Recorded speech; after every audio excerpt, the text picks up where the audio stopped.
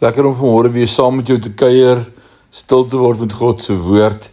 En vanmôre is ons steeds in 2 Petrus, en ek wil vir jou lees vanmôre 2 Petrus 2 vers 3 en 4.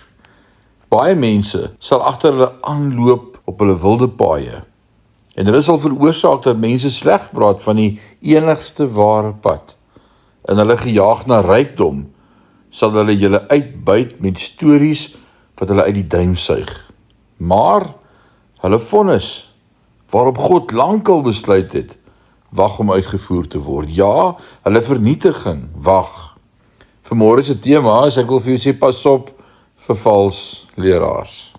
Net soos daar valse profete was tussen die heilige manne van God wat gespreek het soos hulle deur die Heilige Gees beweeg is, het Petrus geweet dat na sy uittog valse leraars sou intrek, wat sou probeer om die werk van God te vernietig. Verderflik beteken wulps of los of dwaalleraars is losbandig met die waarheid, losbandig met hul sedes.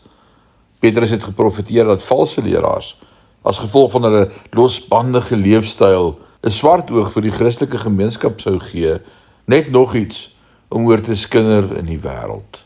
En hulle gejaag na rykdom, sal hulle julle uitbuit met stories wat hulle uit die duim suig.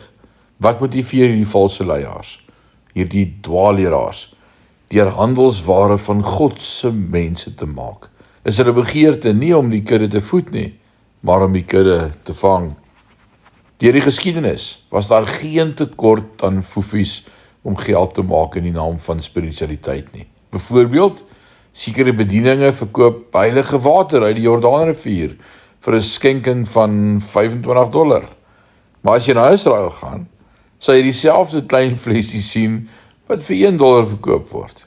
Hierdie neiging het Jesus so bedroef dat dit daartoe gelei dat hy die tafels in die tempel omgewerp het, eerder as om toe te laat dat sy Vader se huis 'n rowerspilonk bly.